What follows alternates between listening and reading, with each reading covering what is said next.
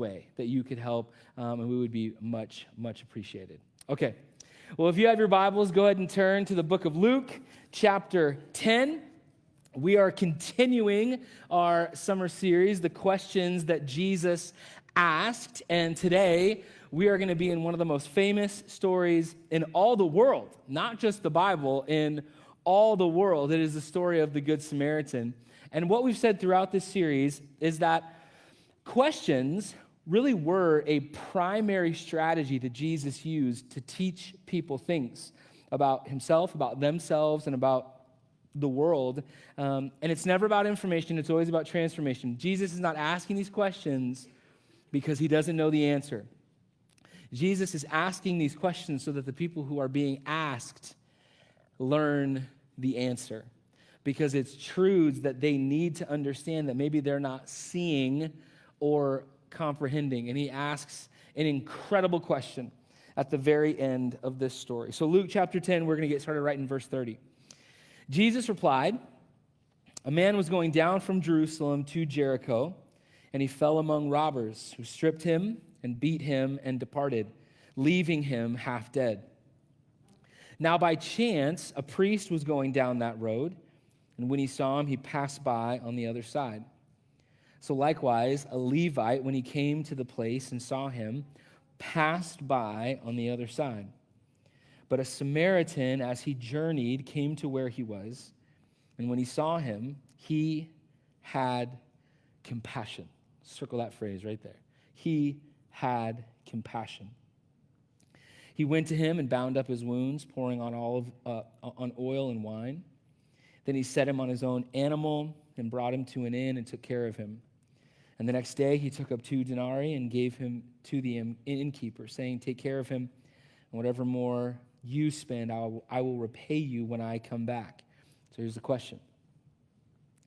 Which of these 3 do you think proved to be a neighbor to the man who fell among the robbers?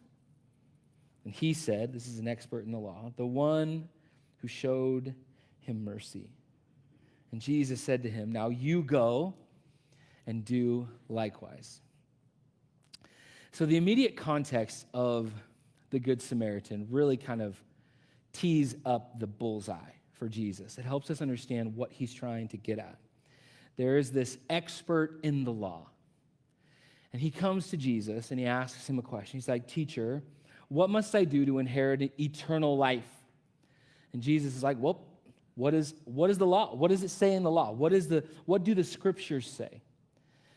And this expert in the law is like, "Well, you got to love God with all your heart, soul, mind, and strength, and you have to love your neighbor as yourself." And Jesus is like, "Yep, there you go. You nailed it. A+ on the test. You go and do that, and you will live. You're going to find life, the life that you're looking for." And so the guy kind of follows up with Jesus. And the text tells us that the follow-up question was meant to justify himself. He wanted to justify himself. He wanted to make sure he was doing it the right way. He wanted to make sure the way he was interpreting the idea of neighbor and how he was practicing the idea of neighbor, he wanted to make sure that it was correct. And so he asks Jesus, "Jesus, who is my neighbor? Who is my neighbor?" And now Jesus launches into the Good Samaritan. And if you're standing in the aisle, if you're one of his disciples, you're like, "Oh no, here we go. Jesus is getting real now." So he's telling a story because he wants to clear up any confusion. He doesn't want there to be any confusion around this idea of neighbor. And Jesus is going to show us through this story that neighbor is both a noun and a verb.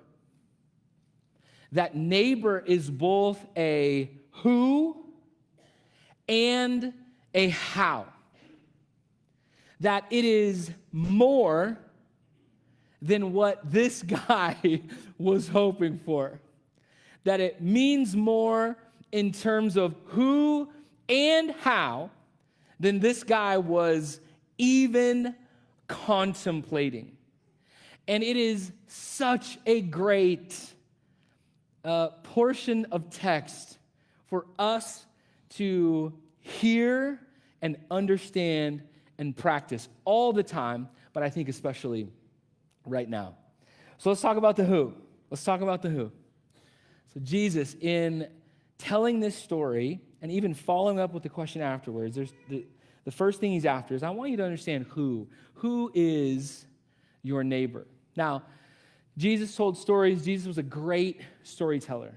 And so he launches into this story that there was this man. Now, for most people, there was probably an assumption. Jesus doesn't state this explicitly, but there was an assumption because the audience was primarily Jewish and that the hero of the story is Samaritan. There is an assumption that Jesus is talking about a Jewish man. But he just says a man. He's like, there was a man walking from Jerusalem to Jericho. Now, immediately, everyone in the audience is listening, and they're like, who? We know about that road. This is a real road. We know about that road. That's a scary road. That people get jumped there all the time. So he's kind of setting the scene. The setting is clear. This poor guy all by himself is walking on this dangerous road when he is attacked, beaten, robbed, left for dead. So you can imagine, he's got their attention. But then the first guy that comes by is a priest. Now, in a Jewish world, a priest oftentimes was the mediator between them and God. It was the individual who orchestrated the sacrifice. This is a very holy position. It was a sacred position. It was a very revered position within Jewish culture. So the audience is listening and they're like, a priest is there. Oh, thank goodness. Because this guy definitely going to help his fellow Jewish brother out. But then the guy who's supposed to help just walks right by, which is upsetting, probably to the audience. It's like, what? Now a Levite walks by. Now a Levite, again, was a very specific tribe within the nation of Israel, that it was somebody who actually worked around the temple. It was a very set apart, sacred responsibility, right? It was like something that you would be proud to be a Levite, to be of the tribe of Levi. You're like, yes, this is awesome.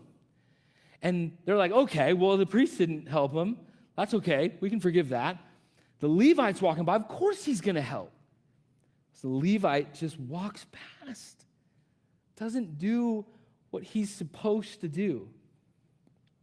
And they're probably okay with how the story is going until Jesus says that then a Samaritan walks down the road. Now, everyone in the audience is thinking to themselves, don't you dare make this guy the hero of the story. Don't you dare. And then when he says that this Samaritan saw the man left for dead and had compassion on them, you can bet that everyone there is just so frustrated at this point. And the fact that this guy is the one that showed care, showed concern, showed support to their Jewish brethren was so frustrating, so upsetting. And what Jesus is trying to establish by using the Samaritan, an individual, Samaritans and Jews generationally were against each other, opposed one another. There was such deep-rooted prejudice and hate, actual acts of violence on both sides. I mean, they both did despicable things to the other. And the fact that Jesus would use a sworn enemy of the Jewish people to be the one who showed concern compassion, care, love. That in and of itself, Jesus is taking their definition of neighbor and just blowing it up. Just blowing it up. That there's no one that this title does not apply to. That it is applicable to everyone, everywhere, all the time. And that is kind of overwhelming. Now, this is hard for us because as human beings, we naturally create separation. It's just human nature. I don't think it's an evil thing. I don't think it's a good thing. I don't think it's a bad thing. I think it's just a thing. Like there's a very common sociological term called SOS. It's called sorting, othering, and siloing. And you will find this, you'll watch this take place. Just get a group of people, just throw them all in a room. Don't tell them to do it, and they will do it. They will sort, they will other, and then they will silo. So let me kind of walk you through this. So the first one is sorting. So this is when you have people that say to themselves, I stay with people like me. That oftentimes we walk into a space and we are just discerning. We're going through this discerning process where we're trying to figure out who looks like me, who acts like me, who thinks like me, who lives like me. It just happens. It's not a good thing. It's not a bad thing. It's just a thing, okay? I remember as a youth pastor, people would always say oh man, things are so cliquey in here. Church is so cliquey. I'm like, yep. Everywhere is cliquey. It's what we do, okay? Probably what you're frustrated about is that the people you want to like you are not liking you. I'm sorry. Nothing I can do about that. That's probably a you problem. Just kidding. But it's like that, it just happens. You can't stop it from happening. It's not a good thing, it's not a bad thing, it's just a thing, okay? So people sort. They're just okay, who looks like me, who acts like me, who thinks like me, who lives like me, and then we kind of sort. We kind of find ourselves in groups around people, with others, we're sorted. But then there's this other thing that takes place after sorting, and that is called othering. Those people are not like us. Where we're sorted, we're in our group, we're kind of surrounded by our people, we all have common ground, but then what happens is that we look to the other sorted groups and we start assigning value.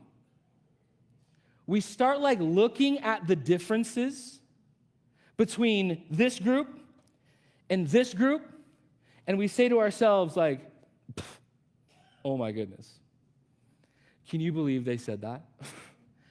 Can you believe they dress like that? Can you believe they made that choice? Can you believe they live that way? And we're noticing the differences, and we are saying bad, good. We're othering. We're creating categories. We are assigning priority, value, worth. We're othering. We're trying to make sure that we feel good in our group, that we convince ourselves that our group is the best group, our group is the most popular group, that our group is the one with all of it together. We're number one, and we can't determine that and establish that without diminishing the other groups. That's how we convince ourselves that we're in the A group. That is called othering. We do it like breathing. We don't even have to work at it. We just find ourselves doing it. But then it morphs into the third, and this is kind of the more dangerous one. It's called siloing, where I only hear stories that confirm what I believe. So we take our group that we've sorted, those other groups, but now we're just in this echo chamber where we've identified the narratives and the stories and the beliefs and all the things that are good, and we will only hear those things. And so differing points of view, differing ways of life, differing choices, whatever it is, whatever is different outside of it, we close ourselves off to it. We just don't hear it. We only hear what we want to hear. We only hear what we believe. Our opinions are the only ones that are ever reinforced and talked about and addressed and valued. That is called siloing, and it's like building a fortress around yourself and the group that you are a part of. Now, if we find ourselves in a pattern like this, because I find myself in patterns like this all the time. All the time. Again, it's not good. It's not bad. It's just a thing. This is what we do. We have to be aware of what we are doing so that we can stop doing it. Okay? So that we can work against it. Because all it does is create division. All it does is build walls. All it does is create boundaries. And it makes it says that person is not my neighbor. It causes us to forget that Jesus is saying to us, that person that you have othered is your neighbor. And you are actually called to love them, to show care, to show concern, to show hospitality, to see value. That's what you're called to do. I guarantee you, the expert in the law had a category for Samaritan, had a caricature of Samaritan, that he had othered Samaritan, and that he had created a silo of his own beliefs, his own convictions, his own way of life. And so the idea of hearing and receiving a differing point of view was very controversial. And here is Jesus. Jesus takes that silo, puts a bunch of dynamite at the bottom, stands back and goes, 10, 9, boom! And just blows it up. He's like, guys, let's just get rid of that silo. As followers of Jesus, let's just blow all these up. Because these things keep us from seeing the people that we have othered as neighbor. And we have to learn to love those individuals. Because here's the truth. We ask those questions all the time. As an expert in the law, like this guy, like the question of who is my neighbor? We ask that question all the time. Because what are we trying to do? What is he actually asking? He's like, I need love to be manageable. And so tell me, Jesus, where are the limits of my love? Tell me where it ends. Tell me how far it goes. You tell me. And Jesus is like, oh man, I hate to break this to you, but there is no limit. Love is not meant to be manageable. It is something that should cause us to be dependent on God. To love people and to see them the way that we are called to love them and see them should bring us to our knees and just say, God, I need your help. because that person is really, that's the limit right there. That person right there. I'm not pointing at anybody. I'm sorry if that looked like I pointed at somebody. I'm not pointing at you. Dan, I'm definitely not pointing at you. But like we have those people. Like that person right there. Like the way they think, the way they live, the opinions that they have. Like that's it right there. That's the limit of my love. Jesus, I need you to help me love that person. One of my all-time favorite people is Mr. Rogers. Anybody? Yeah, I know. I love him. What would he always say? What would he call everyone? His neighbor. Won't you be my neighbor, right? Hey there, neighbor. And so someone asked him one time in an interview, who is your neighbor? Like, what do you mean by that? And here's what he said. Whoever you happen to be with at that moment. That's how he defined it. Whoever you happen to be with at that moment, that's your neighbor. And that's what Jesus is trying to tell this expert in the law. That's what he's trying to tell us right now. He's like, whoever you happen to be with at that moment, the barista at Indaba, the checker at Safeway, the server at Red Robin, like that, whoever you happen to be with at that moment, that's your neighbor. That's the who right there. Jesus is defining it. Who's your neighbor? That person right there. And it's your responsibility. It's your call to not be the priest, to not be the Levite, but to be the Samaritan. And to see that person with compassion. And to treat them as such. That's the who. Okay, what about the how? What about the how? So, I love how Jesus flips the question around. So, the expert in the law says to Jesus, who is my neighbor? That is the question that is posed to Jesus. Jesus asks the question after the story, who was a neighbor to the man who had been left half dead? Not who is my neighbor, but who was the one who actually acted like a neighbor? Do you see what Jesus' aim is?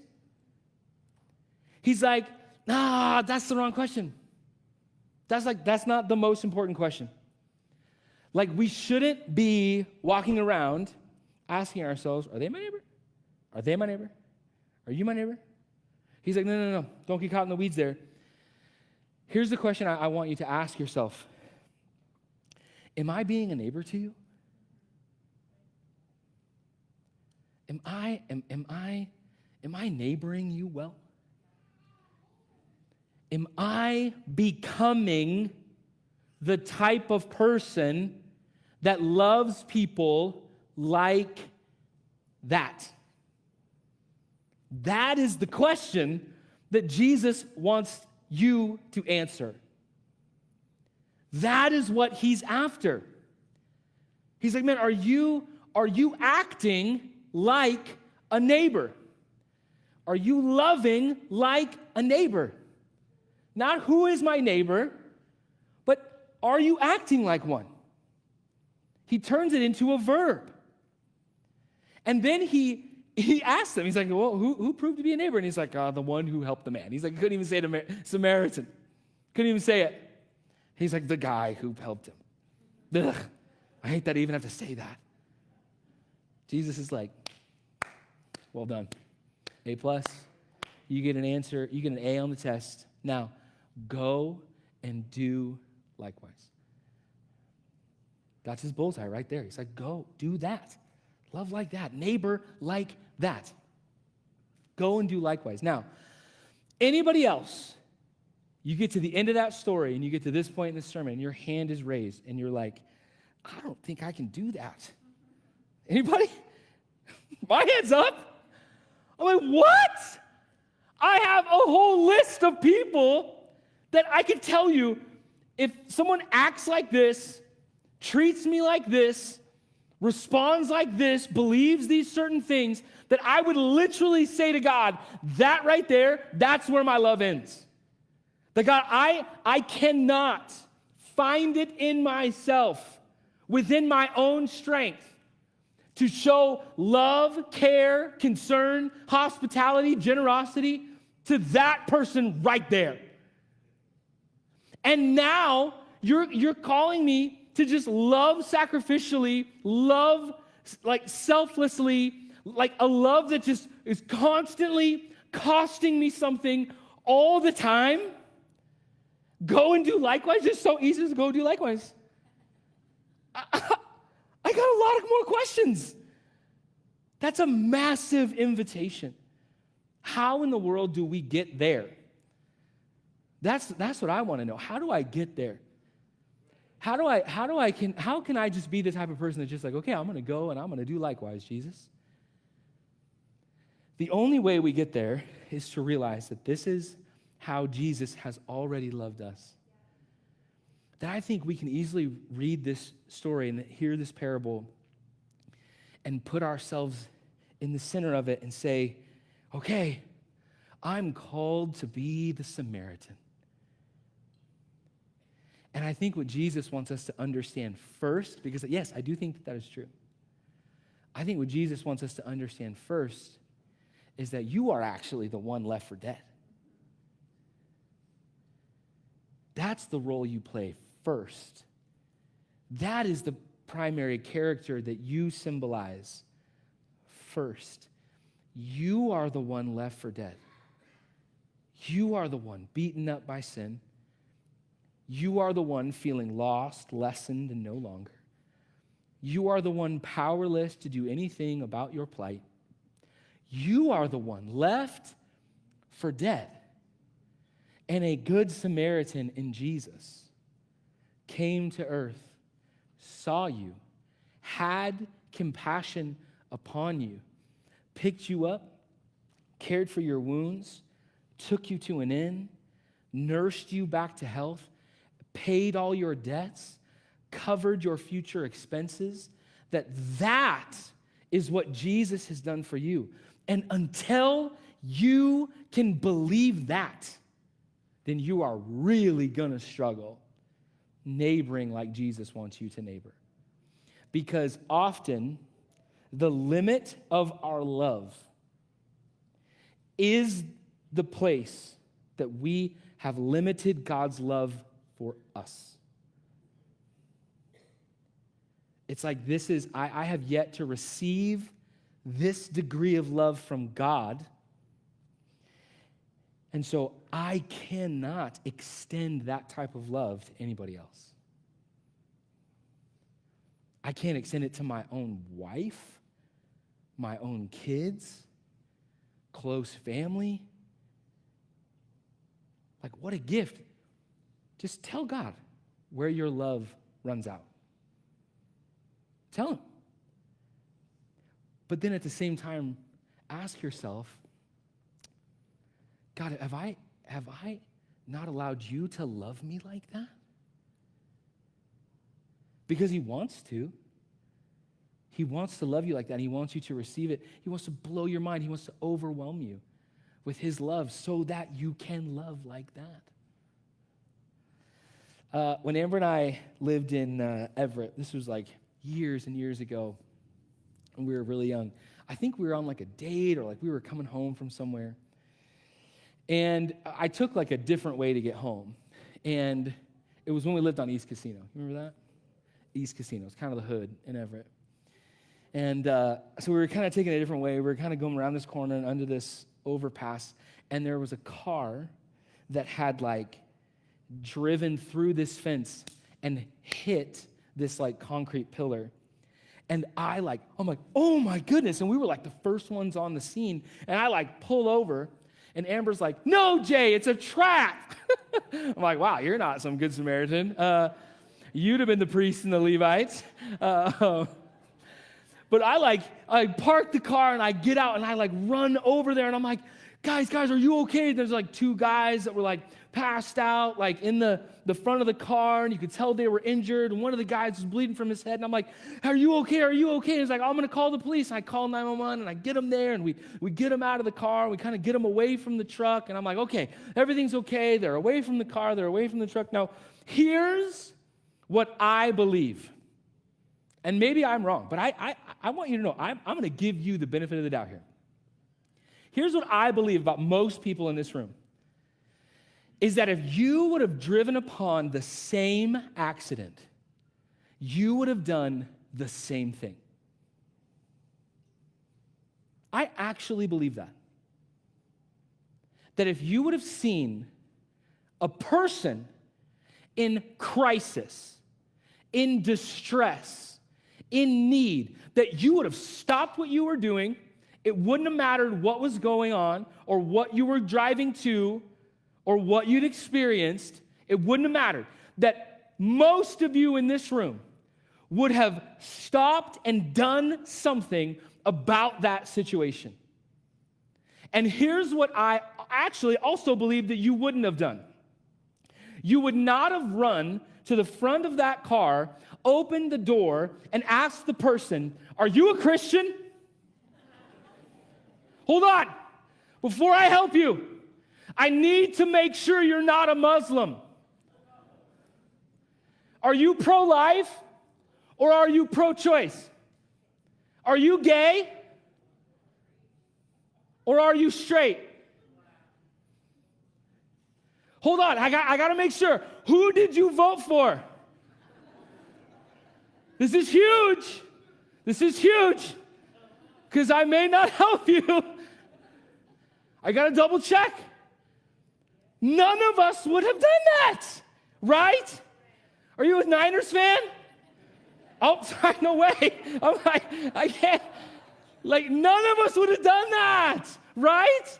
We would have just seen a human being in need, and we would have done whatever it took to get them out of a dangerous situation, right? Yes. So why do we do it every day? Why do we do it every single stinking day? Why do we other people to the point that they are unworthy of our love? And what we don't understand is that they are in distress. They are in distress. It is an eternal reality that is the most true thing. It is more true than a car accident. It is the most true thing. And yet we do it every single day. And Jesus is like, please stop. Because that is not what I have called you to do. That is not who I've called you to be. And that is not how I've called you to love. And the only way, guys, the only way that we get over that is if we allow ourselves to just be completely overwhelmed by the reality of God's love for us. That if we place ourselves in the story as the one left for dead, because that's it, that's true, that's all you could be in this story.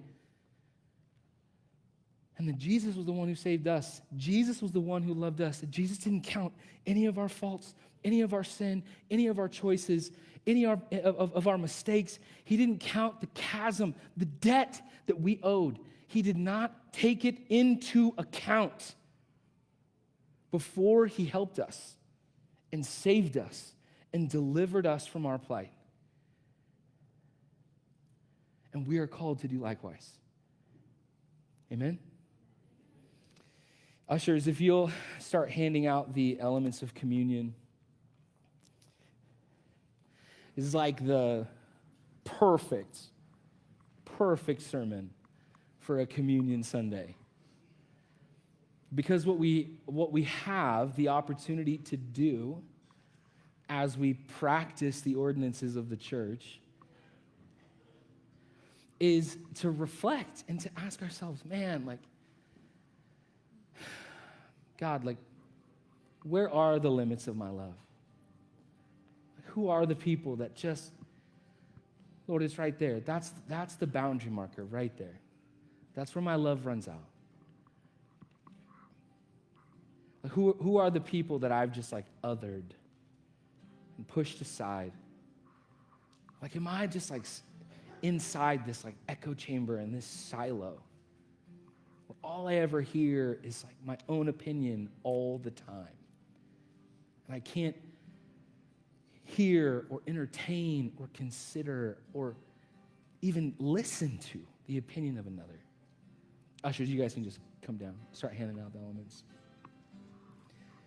And like if you're looking at how you're loving people and how you're responding to people and how you're treating people, because there's so many people in our city that are just hurting. They're just going through such a hard time. And they need you. They need you to be a neighbor to them. They need you to show up for them. Like just this last week, this guy showed up at the church and he's like, I need gas. I'm like, great, let's go get some gas. We just drove down to Safeway and got some gas. Like it's just, there's so much need. And for a lot of you, have the opportunity to like meet it. So the call and invitation in this season to neighbor well is just massive. But most importantly, like being able to understand and discern the love that Jesus has for you and how he saved you and how he rescued you. Like we can just contemplate all of that. Jay and the team are going to lead us in a song, and then I'm going to come back out. We're going to take the elements of communion together. So I would just ask during this song that you would just think, pray, reflect, create space for God's Spirit to just bring things to your heart, bring things to your mind that he's just trying to heal and to bring about through you.